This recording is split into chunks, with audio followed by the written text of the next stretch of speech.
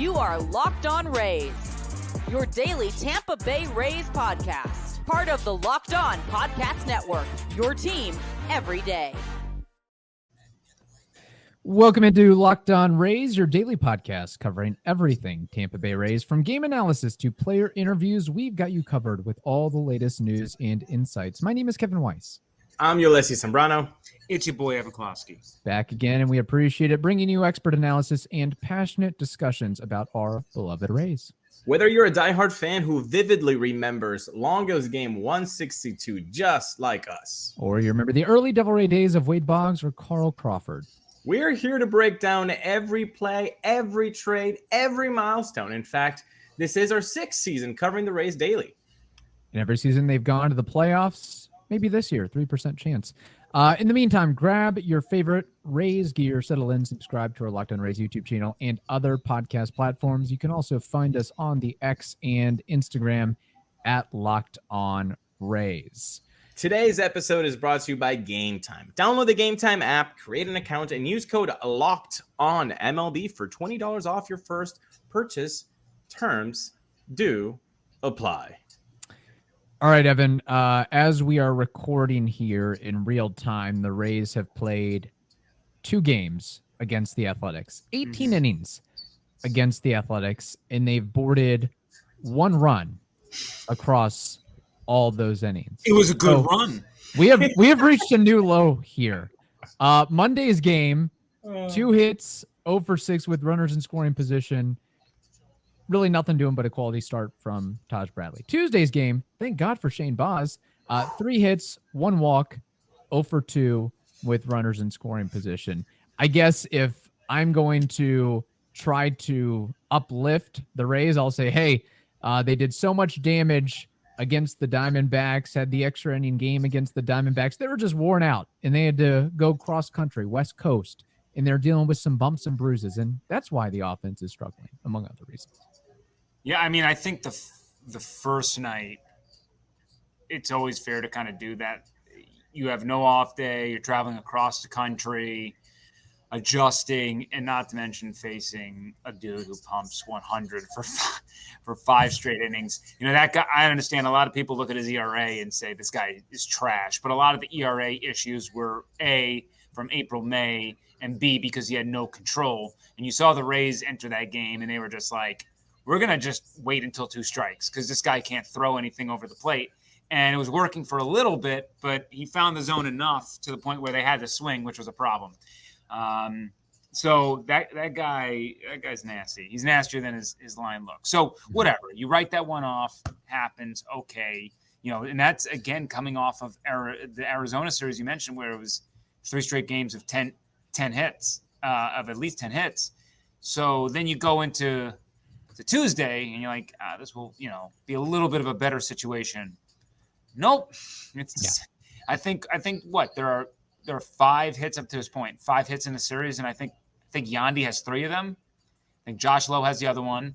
And I think series home run is the 5th. There were 7 on Tuesday, 7 baseball players for the Rays went over. Unreal. Well, it's not that shocking. I guess on Monday 8 did. So yeah, it's not that shocking, I guess, 7. you consider in the lineup, there's one guy with a batting average above 250, Yandy, and there's one guy with an OPS above 800, Bilal. Can anything be done to improve this offense except just like cross your fingers and hope that they start playing better? Is that it? Is that where we are right now on August 21st? Go to your place of worship. Make sure that you put in a good prayer, because it is what it is. This is it. Yeah. Like I have a lot of people being like, let's replace Siri with who? I mean, I'm all for seeing more of Meisner, I guess. That's fine, but that's who. And by the way, when you see Meisner play, who, by the way, has like an insane strikeout rate at the AAA level, wasn't hitting for average either, and is pretty much when Jose Siri left AAA in 2021, he was hitting north of 300, and Meisner was hitting 247 and had a pretty solid OPS to his name. Mm-hmm. But ultimately you're in the same boat of this guy is either going to strike out or get a double home run. So what you want is a change. You just want the picture to change, but it's going to be the same picture. And that's what my crosstalk with Rays fans on social media is that I understand you're frustrated. Believe me, those are all warranted. You can be frustrated at what's happening on the field and also understand that there's no fix. There's nothing coming up this year. You're not going to rush a prospect to help. And could they theoretically put Jake Mangum on the 40-man to bring him up? Sure, but he's a high average, low OPS guy. He's probably the same as what we've seen from Basabe or Vidal Brujan when he came up, or what maybe Ronnie Simon would be when he comes. There's that tweener guy, which is not really what the Rays need. The Rays need pop. They don't need a singles hitter. They got enough of those. Do we have enough singles guys? When they make contact, but the problem is there aren't enough guys in this lineup who can have pop, and you need guys who can drive the ball out of the park. Now, you don't, right? The Rays are living kind of in this world where they're, and I say this not at to boast about it, but they're a little bit more balanced when it comes to the Mariners, right? The Mariners have pop. And they can walk, and they have nothing else.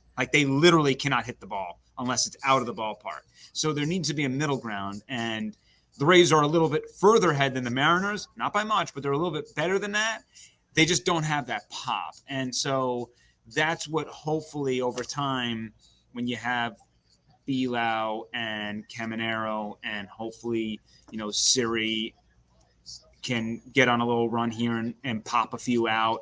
That's when they start winning games. It's no surprise that when Brandon Lau hits a home run, for the most part, they're going to win that game. It's just they just need a spark, and they're not a team that can really generate offense throughout an entire game. We've seen it, of course, in a 162 game year. You're going to see some of it, but you need you need a guy to get on, pop it out 2 runs. Guy on, pop it out 3. It just you gotta find the quick key to get those runs home, because the offense is not good enough to just string single. It's not that potent of a group, and they're really just kind of stuck in no man's land. And as I said, once we get to the offseason, there's a lot of ways this team probably has to move. And there are going to be deep discussions, I'm sure, with you guys about, center field, shortstop, the other catching position, left field, right? There are, I think, ways this team can improve.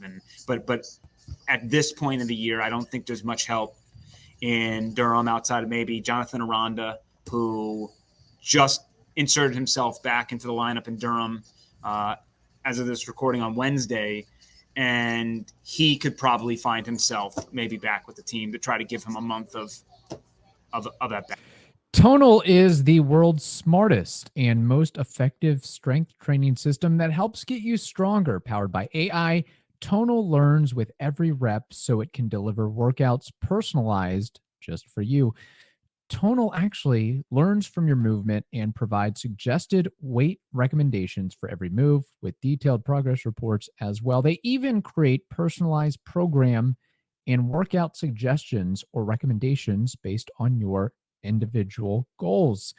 Unlike traditional gym equipment, Tonal uses adaptive digital weight to advance your training techniques. From professional athletes like Rays players to that mom of 3, Tonal is trusted by thousands who have become their strongest. Right now, Tonal is offering our listeners $200 off your Tonal purchase with promo code LOCKEDONMLB. That's Tonal.com and use promo code LOCKEDONMLB for $200 off your purchase. So good, I'll repeat it a third time. That's Tonal.com, TONAL.com, promo code LOCKEDONMLB for $200 off. Would be nice to see him get some at bats, because he's shown nothing but good production in the minor league level. So it would be nice to see him get that little September call up. That would be good. And to your point, it's just not realistic in 2024 to expect an offense to be run by single. Like this is just not how it works with relievers and the times that you have to see pitchers all the time, new pitchers, guys that are throwing 94 mile an hour changeups. It's just not. It's feasible. not the 90s or the 80s. It's not, or the 70s, Mr. Weiss. Given that comment about the offense, well, guess what? We have a comment here, Kevin. Let's bring it up because it's from our YouTube.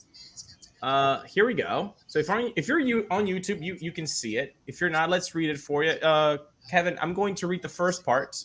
The first part by Mike H1242 says, here are the players and batting averages. Morel 188, Caminero 143, Walls 169, Siri 197, Carlson 205, DeLuca 182, Jackson 120. What a joke. Need new players to do big things. And then you want me to take the second part here? Yeah. A retort or an add-on from @RainmanGoulet931. Big fan of Evan, by the way. Yet Evan claims they didn't lose anything. Yeah, Paredes has had his struggles, but he's still hitting better than Morel, and everybody else is doing well. This team before the trade deadline was definitely better, as they... How many series going into the trade deadline despite the one Ranger series? I don't know what he's saying there. That was a run-on sentence. And I'm not even saying that was all that promising, but there was a little hope you just took out of the way from the fans, and it happens to be a while that you're grabbing their tax-paying money. Some of that did not make sense to me, but maybe... I think the first part was the loss. Like they had been winning a lot, except for that. Enough of this. The fact of the matter is, Kevin, take it over. Take it over after that. You know when they got swept by the Astros, like those are the teams that they're playing right now. They got to go play 3 games in LA. Then they're gonna have to go play 3 games in Seattle. And I know Seattle's not like a great team right now. An excellent pitching staff against that hitting, it's a problem. And not to mention Seattle's a good home team. They're gonna have to come home and they're gonna go on the road to play Baltimore, Philly, the Orioles. I mean, the schedule is bad. That's what you don't understand. And Randy, by the way, Randy Arozarena, as of this taping, has gone 0 for 22 with 12 strikeouts. He's hitting south of 200 in the month of August. So don't tell me that Randy was going to fix this. Your boy Isaac Paredes, who's not hitting well, astute observation. I appreciate the honesty for that one. He's hitting 127 in the month of August. 127. Do you know what your boy Chris Morel is hitting? 125. So I don't understand. Really, this stuff is just pure emotional gobbledygook. They did the right move doing their sell there, and it's Isaac or Randy.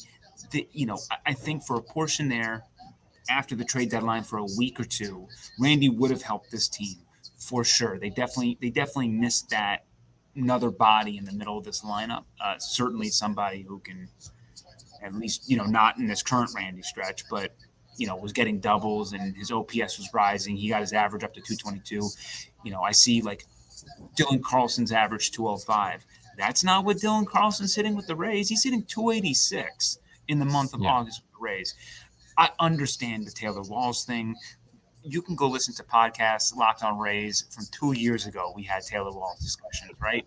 Like, I get it. We have enough at bats. He's a below Mendoza line guy. But actually in August, he's been one of the better Rays hitters, and he has a 15% walk rate. He's one of the best walk rates in Major League Baseball, considering his defense. The problem is what everyone needs to and you're bringing up Caminero. Like, Caminero is going to be looped in there because he's had, 30, 40 Yeah, it's unfair. That's unfair. You're going to say Caminero has a 143 average. If he goes 2 for 4 2 straight days, it's up to 2 something. So it's that's just silliness. So you're just trying to find negatives to find negatives. And there's a lot of negatives that are just naturally there for this offense anyway. Totally with you. I'm not saying this is a good offense. It's a bad offense. It's a really bad offense. We have been down this road. But it's not because they don't have Isaac, and it's not because they don't have Randy. And let's stop acting like Christopher Morel is a 125 hitter. Just like Isaac Paredes isn't a 127 hitter. People hit bad slumps, and there's a transition point. And I'm not saying that Christopher Morel is going to be, Juan Soto next year. He's going to be better than this. Is he going to be better than Randy Arozarena? Probably. You think so? Yes, because I think he has 30 home run potential, and he hit 26 last year. I'm assuming he's going to hit a heater, and he's going to probably be close to 25, 26 again. And considering he would have a full season in Tropicana Field, I would pencil him in for 30. And if he can hit 30 home runs, then he can go hit 230, and I don't care. I just don't care. Jose Siri, go get me 25 homers, and I literally don't care if you strike out every other time with your defense. But the problem is because the lineup isn't supported correctly. You guys are complaining about Taylor Walls, Jose Siri, Johnny DeLuca, rightfully so, but they're not supposed to be they're not supposed to be pieces in this lineup who generate offense. They're specifically defense first. And the problem is because the offensive first people aren't performing, that then leans the defensive first people into being like, what are they doing out there? And go watch Taylor Walls Monday and Tuesday, and don't tell me he didn't have an enormous impact on those games. That 3-0 game would have been way worse without Taylor Walls. That 1-0 game might not have happened with some of the plays he makes out there. And again, I'm very aware of what his average is. And I'm not saying that they should be tethered to him, necessarily after the year either. That's not the point I'm bringing up. The fact is, it's just there are a lot of problems, and the beginning post probably has it right with just a wrong framing of just when you put the whole pile together, it's just not working. But over the course of 162 game season, when the Rays have Morel the entire time, when the Rays have Junior Caminero the entire time, I don't know why we're crapping on Dylan Carlson, considering he's working himself into 2025 plans. But when you have the whole group, Josh Lowe, by the way, who's came on big time in August now, finally looks like himself. When you put these pieces together, my guess is we're going to see a better version in 2025. How good? I don't know. They got to make some tinkers. Question on 2025. By the way, the Rays are averaging 3.2 runs per game this August. Last August, it was 6.1 runs per game. Nice. Quite the disparity. Would be nice. Yeah.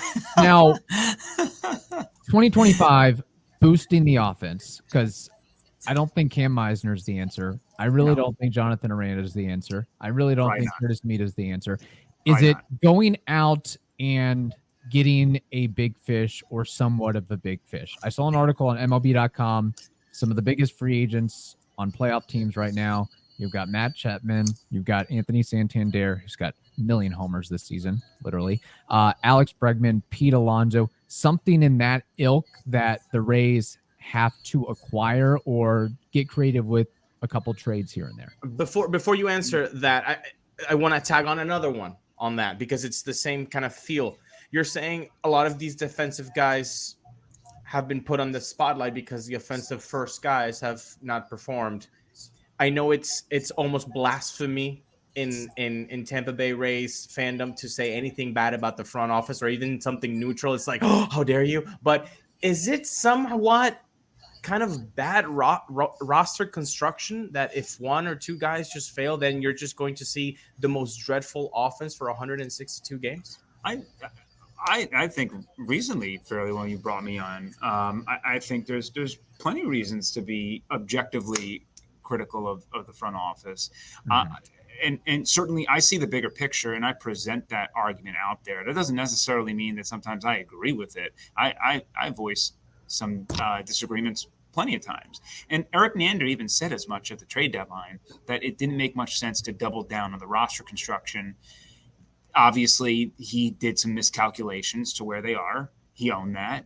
And to double down on the roster at where they were, how far they were out, and what the probabilities were would be foolish, considering it was a seller's market. So, yes, there is culpability for the front office. I think the last 3 years, I mean, there's one extreme to another extreme to another extreme, but one of the 3 years was amazing. 2 of the 3 years were horrific. So whatever their game plan was, I don't think it necessarily worked out, to be honest. And I think, I've voiced how I think even though Ben Rortvedt was a savvy signing, their attack of the catcher position, I think, was the biggest mismanagement entering the 2024 season, and how much they lauded a guy like and paraded a guy like Rene Pinto just to send him down a month later and never see him again, to the point where I'm just going to assume he's not even a part of the 40-man next year. He might be. He's just going to be gone. So that was. Get supplies from the site that's made for the skilled trades. SupplyHouse.com is the reliable way to order plumbing, HVAC, and electrical products online. Their easy-to-use website is packed with helpful resources and the latest product info to help you get the job done right. Just like when Ray's Pitching gets it done right, you can do the same thing with Supply House. And in fact, if you join their Trade Master program, you get access to a dedicated phone line, free shipping, and discounts on every order. Join the thousands of trade pros already benefiting from their free membership at supplyhouse.com/TM and order plumbing, HVAC, and electrical supplies from anywhere with just a few clicks at supplyhouse.com. I've told you about Game Time, and I'm going to tell it to you one more time. You love going to live events. I know you like going to comedy, theater, football, basketball, soccer, baseball. And guess what? Game Time is the place where you can get all of those tickets. And you know my favorite thing, seat views. You can get a panoramic view from your seat in the app before you buy. And there's all the lowest price guarantee. Because if they don't, Game Time will actually credit you 110% of the difference. So you know what you got to do. You got to take the guesswork out of buying concert tickets with Game Time. Download the Game Time app, create an account, and use code LOCKEDONMLB for $20 off your first purchase. Terms apply. Again, create an account and redeem code LOCKEDONMLB for $20 off. Download Game Time today. Last minute tickets, lowest price, guaranteed. That was bad. Like that's just bad to be that confident in someone and then a month later be so off the wagon. That to me, we screwed that up. And there are some other points too. Look, Josh Lowe was hurt. You can't control that. Can you control the fact that Yandy Diaz had one of the worst months of his career at the beginning of the season?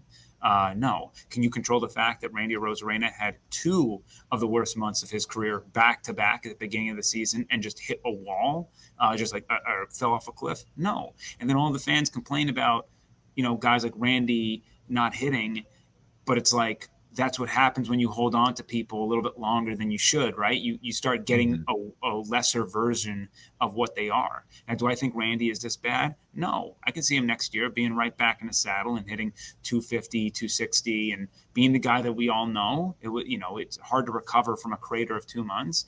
But I just think that there was some unlucky breaks with injuries, some unforeseen issues, and injuries. You can throw Aranda in that too, because he was supposed to be day one playing, and he was great in spring training, and then broke his finger or whatever.